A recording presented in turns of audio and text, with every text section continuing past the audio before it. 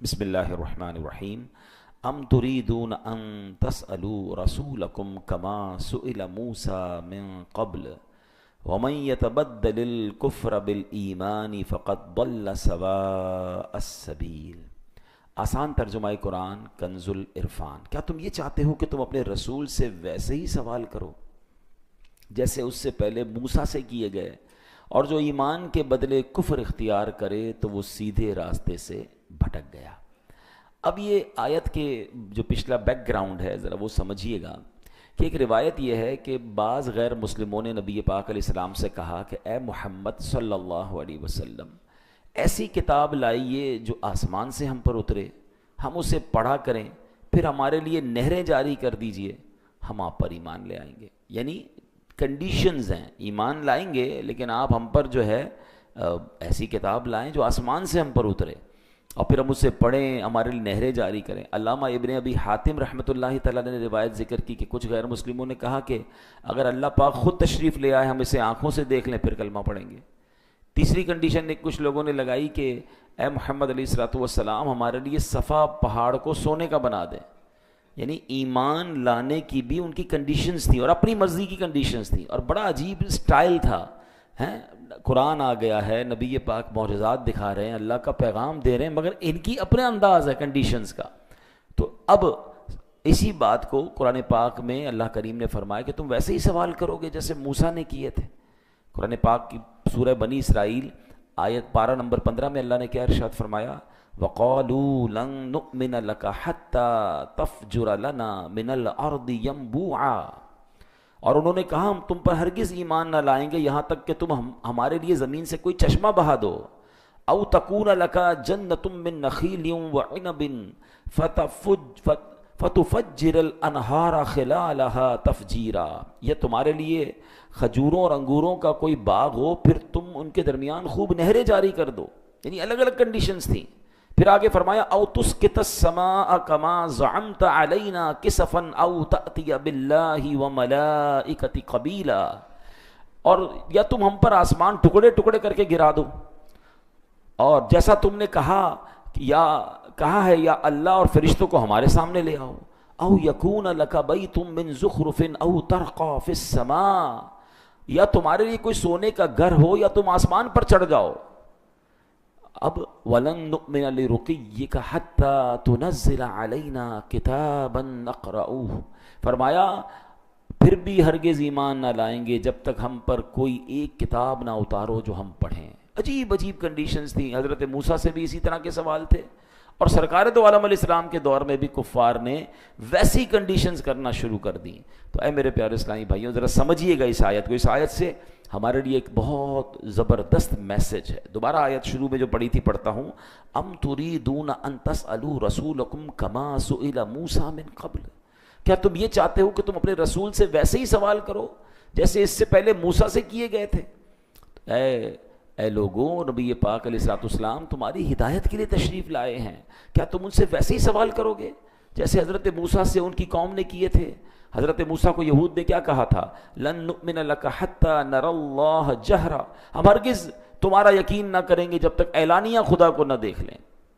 ایک مرتبہ یہود کے لوگوں نے بت پرستی کرتے تھے نا، ان بت پرستوں نے کتنی عجیب بات کی، قرآن میں اس کا بھی ذکر ہے، یا موسیٰ اجعل لنا الہا کما لہم آلہہ، اے موسیٰ ہمارے لیے بھی ایسا ہی معبود بنا دو جیسا ان کے لیے کئی معبود ہیں۔ یعنی معاذ اللہ، ہمارے لیے بھی کوئی بت بنا دو، ہمارے لیے بھی کوئی خدا بنا دو، کیونکہ سارے لوگ بتوں کو پوج رہے تھے۔ اے موسیٰ ہمارے لیے بھی ایسا کچھ بنا دو۔ تو اے میرے پیارے اسلامی بھائیوں، وہ لوگ جو نبی پاک سے اس طرح کے سوال کر رہے تھے انہیں یاد دلایا گیا کہ تم ویسے ہی سوال کرنا چاہتے ہو میرے حبیب سے جیسے حضرت موسیٰ سے ان کی قوم نے کیے تھے۔ اور پھر آگے فرمایا وَمَن يَتَبَدَّلِ الْكُفْرَ بِالْإِيمَانِ فَقَدْ ضَلَّ سَوَاءَ السَّبِيلِ، اور جو ایمان کے بدلے کفر اختیار کرے تو وہ سیدھے راستے سے بھٹک گیا۔ یعنی اعلان کیا ہے قرآن کا؟ اسلام آ گیا، نبی پاک قرآن لے آئے، معجزات دکھا رہے ہیں، اب دو راستے ہیں، یا تو ان کی بات مان لو، حق کو قبول کرو، اسلام قبول کر لو، یا پھر ضدی اور ہٹ دھرمی کا مظاہرہ کرو گے تو پھر تم کفر اختیار کرنے والے ہو۔ تو اے میرے پیارے اسلامی بھائیوں، مطالبات کفر سے پلٹنے کے لیے بھی مطالبات جو کر رہے ہیں ان کو گویا تنبیہ کی گئی، وارن کیا گیا۔ اب لیکن ایک بڑا اہم سوال ہے، اس پورے سینیریو میں اب ذرا غور سے سنیے گا. دیکھیں نبی پاک سے تو کفار نے معجزات طلب کیے تھے اور پیارے آقا نے معجزے دکھائے, چاند کے 2 ٹکڑے کر دیے ہیں. کسی نے کہا کنکر کلمہ پڑھیں تو پیارے آقا کی مٹھی میں کنکر نے کلمہ پڑھنا شروع کیا. مطلب بہت سارے معجزات. تو جب نبی پاک سے لوگوں نے معجزات طلب کیے, پیارے آقا نے معجزات دکھائے, تو یہاں اگر کوئی سوال کر رہا ہے کہ جناب کوہ صفا کو جو ہے وہ سونے کا بنا دے تو اس کو کفر کیوں قرار دیا گیا, اس کو منع کیوں کیا گیا؟ یہ 2 بڑی کمال کی باتیں ہیں. یہ سوال ذہن میں آ سکتا ہے. دیکھیں حضرت صدیق اکبر رضی اللہ تعالیٰ عنہ جب وہ ایمان لائے نا تو انہوں نے بھی نبی پاک سے معجزہ طلب کیا تھا. پیارے آقا نے ان کو غیب کی خبر دی, وہ کلمہ پڑھ کر مسلمان ہو گئے. حضرت عبداللہ ابن عباس فرماتے ہیں کہ ایک اعرابی آیا نبی پاک کے پاس اور آ کر کہتا ہے یا رسول اللہ صلی اللہ علیہ وسلم, اگر آپ اللہ کے نبی ہیں تو معجزہ دکھائیے, مجھے پتہ چلے کہ آپ اللہ کے نبی ہیں. تو نبی پاک نے فرمایا کہ اگر میں سامنے موجود درخت کی ٹہنی کو بلاؤں اور وہ آ جائے تو مجھے نبی مان لو گے؟ وہ کہتا ہے حضور مان لوں گا. اللہ اکبر. میرے آقا علیہ السلام, ترمذی شریف کی حدیث ہے, نبی پاک نے ٹہنی کو بلایا, درخت کو نہیں, اس کی ٹہنی کو بلایا. ٹہنی اپنی جگہ سے خود ہی کٹی, اچھلتی ہوئی نبی پاک کی بارگاہ میں حاضر ہو گئی. نبی پاک نے فرمایا واپس چلی جا. وہ واپس چلی گئی اور دوبارہ اسی طرح جا کر جڑ گئی اور وہ اعرابی کلمہ پڑھ کر مسلمان ہو گیا. تو ایسے تو بہت سارے واقعات ہیں کہ پیارے آقا سے معجزات طلب کیے گئے, نبی پاک نے معجزات دکھائے, لوگ ایمان لے آئے, سبحان اللہ. لیکن یہاں کفار اگر ایسے سوال کر رہے ہیں تو ان کو کیوں منع کیا گیا؟ تو یاد رکھیے کہ یہ بات, اس میں فرق کیا ہے, ڈفرنس کیا ہے. بتایا امام فخر الدین رازی فرماتے ہیں بہت سیکھنے کی بات ہے. یہ کفار جو معجزہ طلب کر رہے ہیں یہ بطور دلیل نہیں کوشچن ہے, یہ ہٹ دھرمی والا ہے, یہ ضد والا, یہ ماننے کے لیے نہیں کہ حضور دکھا دے تو میں کلمہ پڑھ لوں گا. یہاں چیلنج کرنا ہے, یہاں ٹیسٹ معاذ اللہ کرنا ہے. بات جو یہ کہہ رہے ہیں یہ کفر نہیں تھی, ان کا لہجہ گستاخانہ تھا, ان کا سٹائل گستاخانہ تھا, یہ طریقے ہٹ درمی والے تھے جو کفر کا حکم لگایا گیا. تو پتہ چلا ان کی ڈیمانڈ پر کفر کا حکم نہیں ہے, ان کے سٹائل پر, ان کے لہجے پر, ان کا گستاخانہ جو رویہ ہے اس پر کفر کا حکم لگایا گیا. قرآن کیا کہتا ہے؟ وَمَن يَتَبَدَّلِ الْكُفْرَ بِالْإِيمَانِ فَقَدْ ضَلَّ سَوَاءَ السَّبِيلِ, اور جو ایمان کے بدلے کفر اختیار کرے وہ سیدھے راستے سے بھٹک گیا. گویا فرمایا کیا جا رہا ہے, جو تو ماننے کی نیت سے آئے گا تو میرے آقا چاند کو 2 ٹکڑے کر کے بھی دکھا دیں گے. اگر گستاخانہ لہجے اپناؤ گے تو رسول ذیشان علیہ الصلوۃ والسلام کے حضور ضد و ہٹ دھرمی کرو گے تو یہ لہجے قبول نہیں ہوں گے. یہ کفریہ انداز ہے, یہ کفر کا طریقہ ہے. سیدھی راہ سے بھٹکے ہوئے لوگ ایسا کرتے ہیں. تو پتہ چلا کہ بعض اوقات لفظ ٹھیک ہوں, سچے ہوں, مگر لہجہ گستاخانہ ہو جائے اس سے بھی گستاخی ہو جایا کرتی ہے. جب بات اللہ کی کرنی ہے نا, اللہ کے رسول کی کرنی ہے, انبیاء کی کرنی ہے, اہل بیت کی کرنی ہے, صحابہ کی کرنی ہے, اللہ کے پیاروں کی کرنی ہے, تو لہجہ بھی نرم رکھنا ہے, لہجہ بھی ادب والا رکھنا ہے. ہاں بعض اوقات بندہ کہتا ہے بات تو صحیح کر رہا ہے, صرف بات نہیں لہجہ کیسا تھا. کوئی اپنے والد کو کہے اے میری ماں کے شوہر ادھر آ, تو بات تو ٹھیک ہے, ماں کا شوہر ہی ہے والد, آپ کیا کہیں گے اتنا بے ادب ہے؟ وہ کہے گا کہاں بے ادب ہوں بھائی, ماں کا شوہر ہی تو ہے. نہیں, والد صاحب کہیں گے, ابو جان کہیں گے. اچھا یہ باتیں والد کے لیے سمجھ آ رہی ہیں, سب کو سمجھ آ رہی ہیں, تو جو ساری کائنات کے آقا ہیں, اللہ کے حبیب ہیں, ان کی بارگاہ میں بات کا انداز کیا ہوگا, ان کی آل کے بارے میں کیا انداز ہوگا, ان کے صحابہ کے بارے میں غور کرنے والی بات. تو یہ قرآن ہمیں گویا ادب سکھا رہا ہے کہ میرے محبوب سے ایسے سوال نہ کرو. ایسے سوال کرنے والے, یہ انداز اختیار کرنے والے تو کفریہ انداز ہے. قرآن گویا سبحان اللہ ہمیں کیا خوبصورت ادب کی تعلیم دے رہا ہے. اب ذرا اس کو سمجھیے گا. اللہ کے بہت بڑے عظیم نبی ہیں حضرت موسیٰ علیہ السلام. حضرت موسیٰ کی بڑی شان ہے. قرآن میں سب سے زیادہ ذکر اگر کسی نبی کا ہے نا تو وہ حضرت موسیٰ علیہ السلام, اولو العزم رسولوں میں سے آتے ہیں.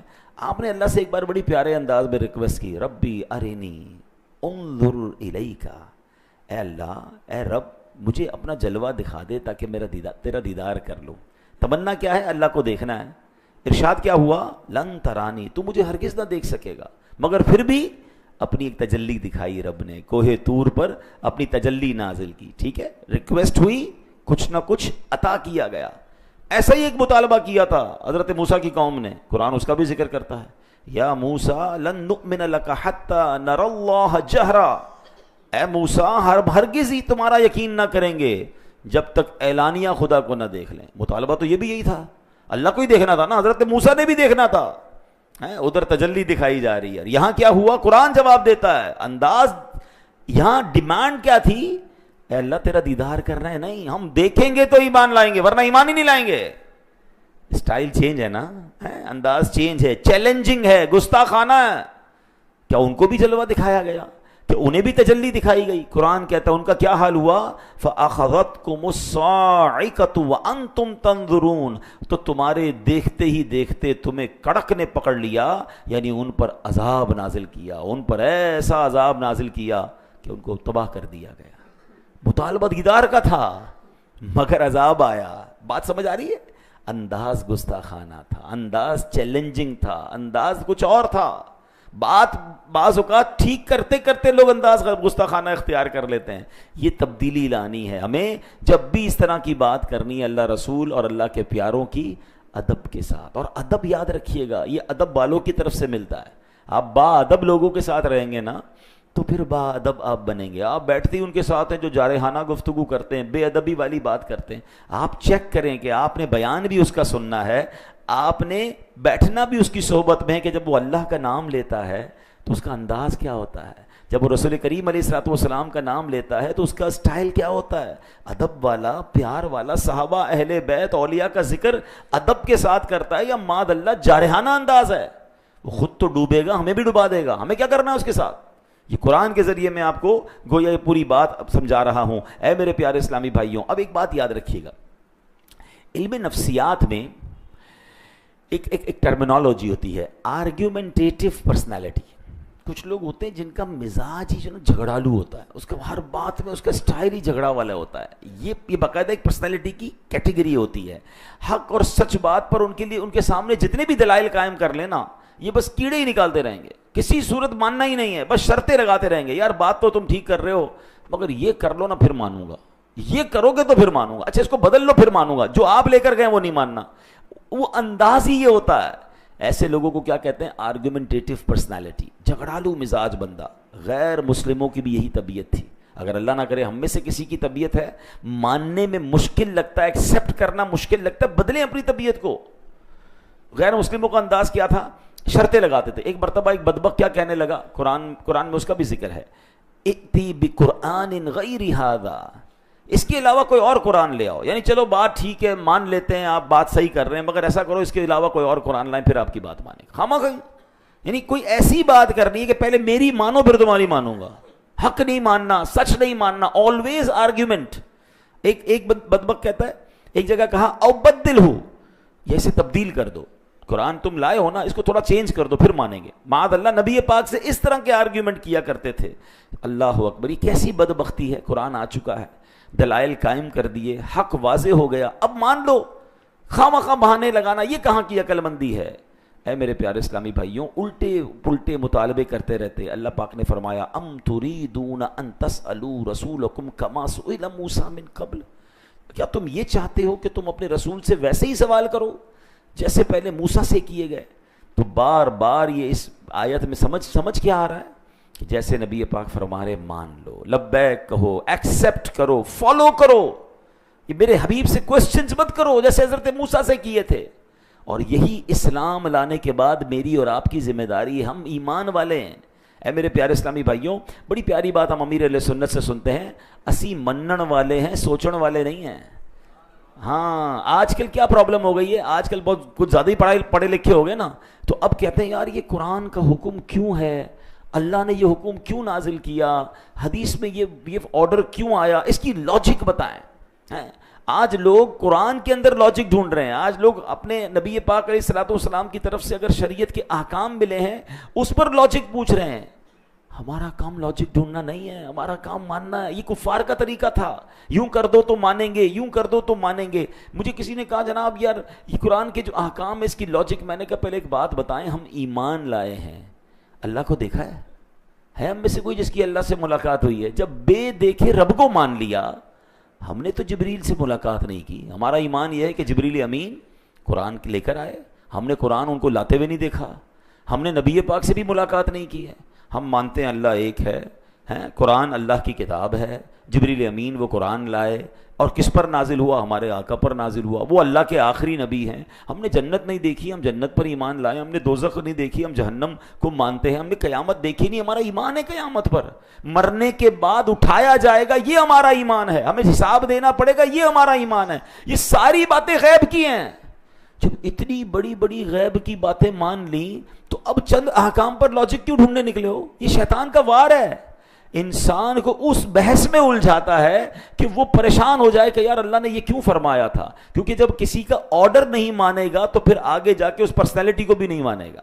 یہ ابتدا ہوتی ہے کہ آپ کو پہلے شریعت کے کچھ احکام میں کنفیوز کرتا ہے شیطان کہ یار یہ عورت کو ایک حصہ کیوں ہے ورثے میں, مرد کو 2 کیوں ملتے ہیں, یہ طلاق کا حق مرد کے پاس کیوں ہے, عورت کے پاس کیوں؟ اب یہ وہ سوالات کریٹ کیے جا رہے ہیں کہ اس کی لاجک کیا ہے, شریعت نے کیوں؟ کہ معاذ اللہ مسلمان کہلانے والے بعض اوقات اسلام کے کچھ احکام کو کہتے ہیں ظلم ہو رہا ہے, یہ مجھے سمجھ نہیں آ رہا. میری اور آپ کی سمجھ کیا ہے؟ پھر اللہ کو کیسے مان لیا؟ اللہ سمجھ آ گیا تمہیں؟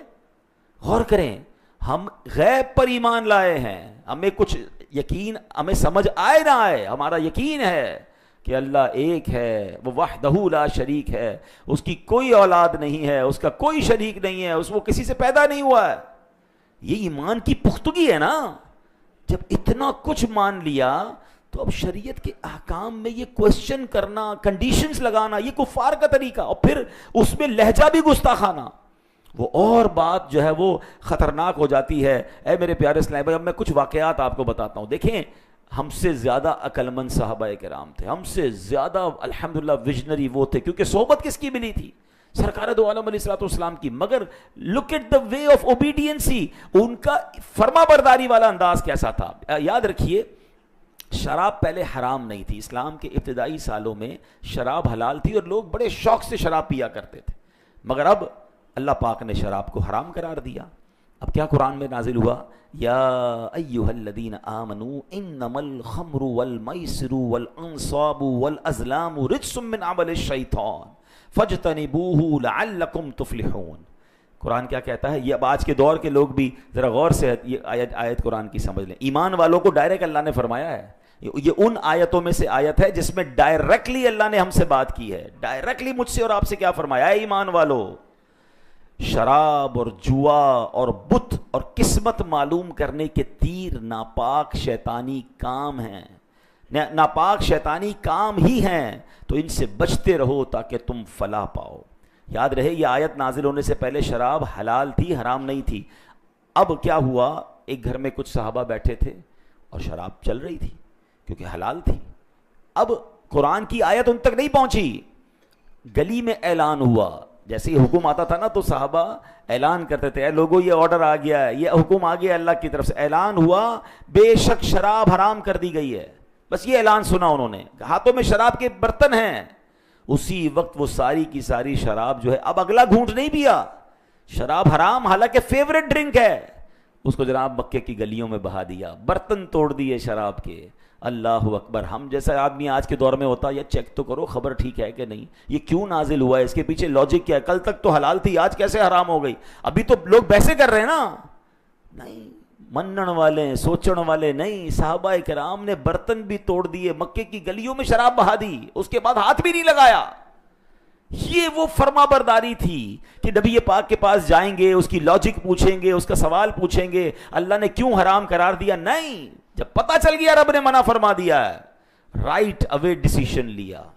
اچھا مجھے بتاؤ, یہ منع تو ہمارے لیے بھی ہے نا, مگر آج حالانکہ ان کے لیے پہلے حلال تھا پھر حرام ہوا, ان کے لیے مشکل تھا یہ کام کرنا. ہم تو جب سے پیدا ہوئے پتہ ہے, جب سے ہوش سنبھالا شراب حرام ہے, ہم کیوں پڑ گئے شراب میں؟ کہ آج ہم نہیں سنتے کہ مسلمان نوجوان بچے بچیاں اور کئی لوگ ہیں جو شراب پیتے ہیں. مرنا نہیں ہے, اللہ کو جواب نہیں دینا. کیا یہ حکم صرف صحابہ کے لیے تھا؟ جوئے میں کس طرح ہماری قوم غرق ہو گئی ہے. اب تو موبائل اپلیکیشن پر سنا ہے, باپ بیٹا ساتھ بیٹھے ہو, باپ کو پتہ ہی نہیں چلتا بیٹا جوا کھیل رہا ہے, موبائل میں لگا ہوا, ہم سمجھ رہے ہیں میسج کر رہا ہے, وہ تو کسی اپلیکیشن پہ پیسے لگا بیٹھا. اس قدر جوا عام ہو گیا. حالانکہ قرآن کہتا ہے, کیا فرمایا کہ یہ شیطانی کام ہے, برباد کر دیں گے ہمیں. تو صحابہ کرام نے لاجک نہیں پوچھی, رائٹ اوے ڈیسیشن. اور یہ ایک بار نہیں ہوا, کتنا مشہور واقعہ ہے. تحویل قبلہ کا اللہ آپ کو اور مجھے بار بار مدینے کی حاضری عطا فرمائے. مسجد قبلتین جائیں گے نا، آپ جو گئے ان کو پتہ ہے وائے مسجد قبلتین، کہ وہاں پر قبلے کی تبدیلی ہوئی تھی، 2 قبلوں والی مسجد. ٹھیک ہے، اب ماجرا کیا تھا کہ میرے آقا علیہ الصلوۃ والسلام جب مکے سے مدینے پہنچے تھے تو مدینے کے لوگ جو ہے وہ اس وقت مسلمان بیت المقدس کی طرف رک کر کے نماز پڑھتے تھے. تو مدینے کے جو مشرکین تھے، کفار تھے، وہ ٹونٹ کرتے تھے، تانا دیتے تھے نبی پاک کو کہ آپ دین تو اپنا لائیں، قبلہ تو ہمارا یوز کر رہے ہیں. تو اب نبی پاک کا دل چاہتا تھا کہ مسلمانوں کا قبلہ جو ہے وہ کعبہ ہو جائے. اب پیارے آقا بار بار آسمان کی طرف نظر اٹھا رہے ہیں کہ کاش اچھا اللہ کا حکم آ جائے. نبی پاک اللہ کے حکم کے کیسی فرما برداری کر رہے ہیں، دل چاہ رہا ہے کہ کعبے کی طرف سجدہ کریں، مگر رب کا حکم آئے گا پھر. یہ بھی تربیت ہے میری اور آپ کی کہ امت کے رہنما ہیں، دل چاہ رہا ہے اس پر عمل نہیں ہو رہا، رب فرمائے گا تو عمل کرنا ہے. آج ہمارا دل چاہتا ہے ہم کر ڈالتے ہیں، چلو یار کر لو کوئی بات نہیں. اللہ کے حبیب کا یہ عمل بھی بتا رہا ہے کہ جی چاہ رہا ہے، لوگ ستا رہے ہیں، مگر جب تک رب کا حکم ہے تو بیت المقدس کی طرف نماز پڑھنی ہے. مگر اللہ کی شان دیکھو، اللہ کا اپنے حبیب سے پیار دیکھو کہ پیارے حبیب کی جو رضا ہے وہ اللہ کو کتنی محبوب ہے. 4 رکعت والی نماز ہے، 2 رکعت مسلمانوں نے بیت المقدس کی طرف پڑھ لی ہے. پیارے آقا امامت کر رہے ہیں، صحابہ صفے بنائے کھڑے ہیں، اور سبحان اللہ دوران نماز وہی نازل ہوتی ہے. اور ذرا اس قرآن کی آیت کا لطف تو لیجئے، اس آیت کا مطلب تو سمجھیے. اللہ فرما رہا ہے قد نرا تقلب وجہک فی السماء، ہم تمہارے چہرے کا آسمان کی طرف بار بار اٹھنا دیکھ رہے ہیں. اے محبوب تمہاری اس ادا کو دیکھ رہے ہیں جو تم بار بار آسمان کی طرف نظر اٹھا رہے ہو کہ ابھی حکم آ جائے، ابھی حکم آ جائے. اب انداز دیکھیں، ارے اگر یہ نعت نہیں ہے تو نعت کیا ہے کہ قرآن میں رب اپنے حبیب کی شان کیسے بیان فرما رہا ہے. قد نرا تقلب وجہک فی السماء، ہم تمہارے چہرے کا آسمان کی طرف بار بار اٹھنا دیکھ رہے ہیں. فلنولینک قبلۃ ترضاها، تو ہم ضرور تمہیں اس قبلے کی طرف پھیر دیں گے جس میں تمہاری خوشی ہے. یہاں علماء نے ایک اور بحث کی ہے، فَلَنُوَلِّيَنَّكَ قِبْلَةً تَرْضَاهَا، اللہ نے یہ نہیں فرمایا کہ اے محبوب پھیر دو قبلے کی طرف جہاں میری رضا ہے، اے محبوب ہم ادھر پھیریں گے جس میں تمہاری رضا ہے. جبھی تو اعلیٰ حضرت لکھتے ہیں کہ خدا کی رضا چاہتے ہیں 2 عالم، خدا چاہتا ہے رضائے محمد صلی اللہ علیہ وسلم. آج ساری دنیا جو قبلے کی طرف رک کر کے نماز پڑھتی ہے نا، منہ میرا کعبے کی طرف، یاد کرنا یہ منہ کعبے کی طرف ہوا اس لیے ہے کہ اس میں نبی پاک کی رضا تھی. آپ چاہتے تھے یہ کعبہ بن جائے، اللہ نے حبیب پاک کی رضا کے لیے مسلمانوں کا قبلہ جو ہے وہ کعبہ بنا دیا. مگر ایک بڑا کمال کا سوال ہے، یہ کب ہوا تھا؟ 2 رکعت کے بعد، بٹوین دا نماز، ڈیورنگ دا نماز. اور نبی پاک نے، اچھا یہ چینج کتنا بڑا تھا اب اس کو میں سمجھاتا ہوں آپ کو. اگر مثال کے طور پہ میں قبلہ رخ بیٹھا ہوا ہوں اور میں نماز کے دوران 5-10 ڈگری چینج ہو جاؤں تو اٹس ناٹ بگ ڈیل، پیچھے والوں کو بھی تھوڑا بہت ایڈجسٹمنٹ کرنا ہوگا. ایسا نہیں تھا، یہ 180 ڈگری کا ٹرن اباؤٹ تھا. یعنی اگر کعبہ ادھر تھا تو بیت المقدس ادھر تھا. یعنی نبی پاک نماز کے دوران اباؤٹ ٹرن ہوئے ہیں. اللہ اکبر. صحابہ کرام نے پوچھا نہیں کہ حضور یہ کیا ہو رہا ہے؟ نماز میں تو بات بھی نہیں ہو سکتی نا، اناؤنس بھی نہیں ہو سکتا. سب کو پتا تھا محبوب نے رخ بدلا ہے تو ہم نے بھی رخ بدلنا ہے، ہم نے اطاعت کرنی ہے، ہم نے سوال نہیں کرنا، ہم نے کوشچن نہیں کرنا. سبحان اللہ، سارے صحابہ نے رخ بدل لیا. نبی پاک نے آگے آ کر پھر 2 رکعت امامت جو ہے وہ کعبے کی طرف کی. مسجد قبلتین آج بھی وہ کہانی سنا رہی ہے. جائیے مدینہ منورہ میں، ایک محراب ادھر ہے، دوسری محراب اس کے بالکل اپوزٹ ہے، اور بتایا جاتا ہے کہ ادھر نماز ہو رہی تھی اور دوران نماز یہ اباؤٹ ٹرن ہوا. اب بڑا لاجیکلی کوشچن ہے، مجھے آج مسجد میں جمعے کی نماز کا وقت بدلنا ہو تو ہم اس جمعے کو نہیں بلکہ 3 جمعے تک اعلان کریں گے کہ جناب 3 جمعے کے بعد وقت بدل رہا ہے. عصر کی نماز کا وقت بدلنا ہو 3 دن تک اعلان کرنا پڑتا ہے کہ جناب اب عصر کی نماز 15 منٹ کے بعد ہوگی. بغیر اناؤنسمنٹ کیے کوئی جماعت کا وقت بدل دے، نمازی ناراض ہو جاتے ہیں کہ جناب یہ کیا بات ہوئی، آپ کو پہلے بتانا چاہیے تھا. ہماری جماعت چلی گئی ہے، ایک جماعت کا وقت بدلنے کے لیے آپ کو اعلان کرنا پڑتا ہے. سوال لاجیکلی یہ ہے کہ قبلے کا رخ بدلنا تھا. ارے بھائی ظہر سے پہلے اعلان ہو جاتا کہ اے مسلمانوں مبارک ہو, اب نماز ہم نے ظہر جو ہے وہ قبلے کی طرف پڑھنی ہے. ظہر کے بعد اعلان ہو جاتا, عصر کی نماز میں قبلہ چینج ہوتا. یہ دوران نماز قبلہ کیوں چینج ہوا؟ کوئی اعلان نہیں, کوئی اناؤنسمنٹ نہیں, صرف نبی پاک کو معلوم ہے کہ قبلہ بدلا ہے. صحابہ پر تو وہی نہیں آئی تھی, اللہ کے حبیب نے رخ بدلا ہے. یہ رہتی دنیا کو میسج دینا تھا کہ میرے نبی کے صحابہ فرما برداری کیسے کرتے ہیں, فالو کیسے کرتے ہیں, سرکار کی بات کو کیسے مانتے ہیں, اسلام کے حکم پر چوں چرا نہیں, لاجک تلاش نہیں کرتے, وہ لبیک کہہ کر اس پر عمل کرتے ہیں, وہ اپنی ایکسپٹ کرتے ہیں. اب سوال میرا آپ کا اور ہم سب سے ہے وہی قرآن کی بات جو ہم نے شروع میں سیکھی تھی کہ جب شریعت کا حکم آ جائے, اللہ رسول کی بات آ جائے, تو وہاں لاجکس, وہاں کوسچن, وہاں آرگیومنٹ نہیں ہوتے, وہاں بات کو ماننا ہوتا ہے, ایکسپٹ کرنا ہوتا ہے. سبحان اللہ, صحابہ کی وہ فرما برداری ہمیں بتا رہی ہے. ارے وہ قبلہ چینج ہونے پر سوال نہیں کر رہے, اور آج کا مسلمان اسلامی احکام پر کوسچن اور آرگیومنٹ کر رہا ہے. یہ سیکھیے صحابہ کرام سے, فرما برداری کس کو کہتے ہیں. اور یہ ایک دو بار نہیں, میں نے 2 واقعات سنا دیے نا, آؤ اب ایک تیسرا واقعہ سنیے گا. صلح حدیبیہ, 6 ہجری میں صلح حدیبیہ ہوتا ہے. اب یہ صلح حدیبیہ بھی بڑا یونیک معاملہ تھا. یہ تو صحابہ کرام کے ایک ایسا امتحان تھا. یہ 6 ہجری میں ہوا تھا. مکے سے مدینے صحابہ جا چکے تھے, اور ان میں اکثر وہ تھے جو مکے میں رہنے والے تھے. خود نبی پاک کی 53 ایئرز کی لائف جو ہے وہ مکے میں گزری ہے.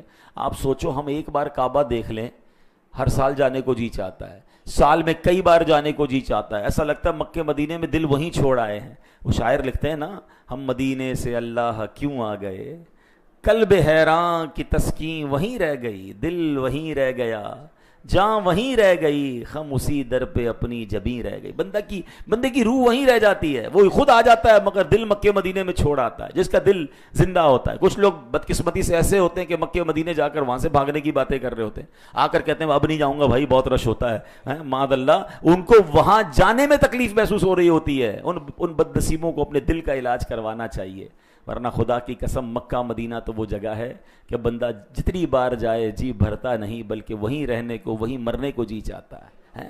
اس سے اچھی جگہ کون سی ہے؟ لیکن اب جنہوں نے زندگی مکے میں گزاری ان کو مکے سے نکال دیا گیا, بڑی تکلیف کے ساتھ مدینے گئے تھے.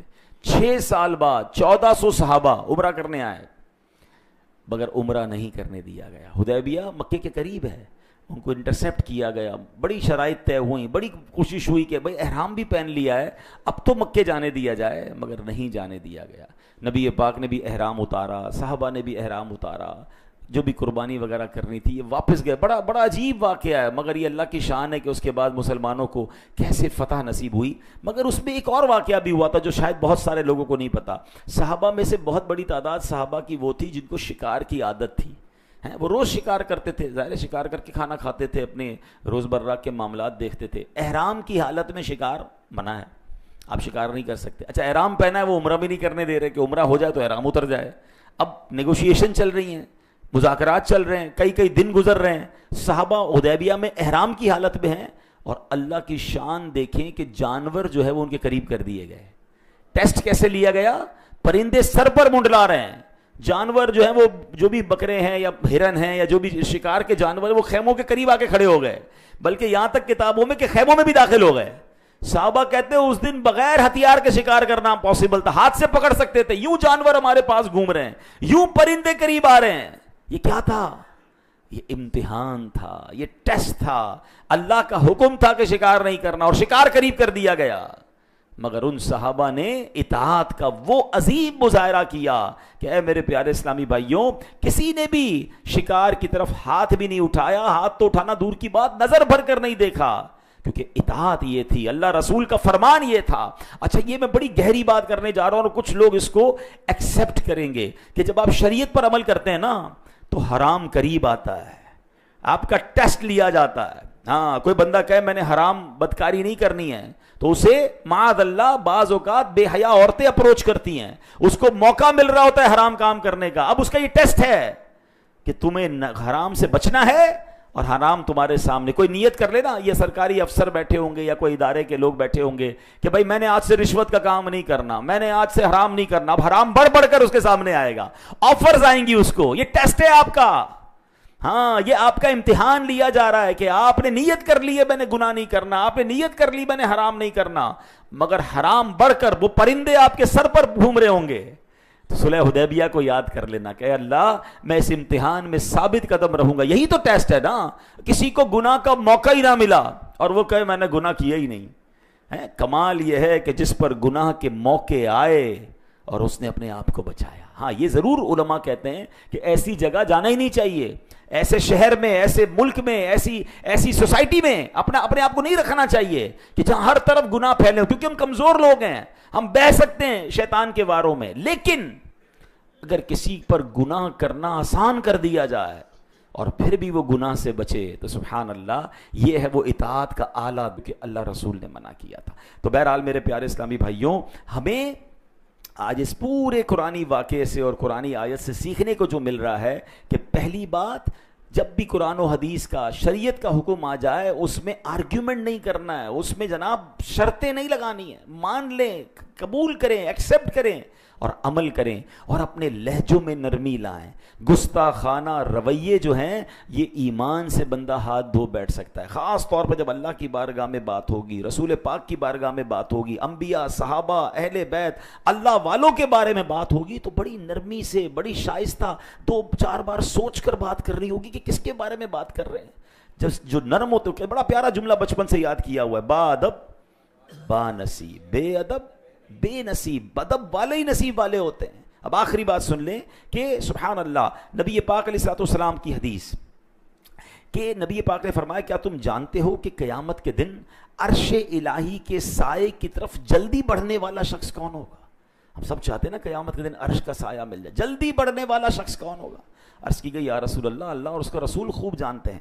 فرمایا وہ لوگ کہ جب حق دیے جائیں تو اسے قبول کر لیں، حق ملے آپ کو کوئی دلیل کے ذریعے بتائے کہ جناب یہ حق ہے، ایکسیپٹ کر لیں، اپنی غلطی بھی ایکسیپٹ کر لیں، مان لیں، خواہ خواہی کی بس وہ میں نہ مانوں والی کیفیت نہیں ہونی چاہیے، اور قرآن و حدیث میں، شریعت میں تو فوراً قبول کریں۔ میرات المناجی میں اس کا ایک معنی یہ ہے کہ وہ لوگ جب کوئی انہیں حق بات سنائے تو اسے قبول کر لیں اور سنانے والے کا احسان مانیں، اسے قبول کرنے میں شرم محسوس نہ کریں، وہ لوگ عرش الہی کے سائے میں جلدی پہنچ جائیں گے۔ اب نبی پاک کی ایک پیاری سی دعا سن لو، اللہ کرے یہ دعا ہمارا حصہ بن جائے۔ آقا دعا فرماتے اللہم ارن الحق حقا وارزقنی اتباعہ وارزقنی اتباعہ وارن الباطل باطلا وارزقنی اجتنابہ۔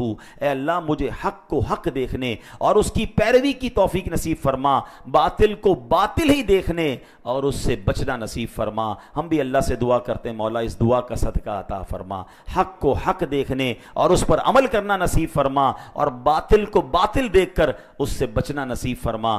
آمین بجاہ النبی الامین۔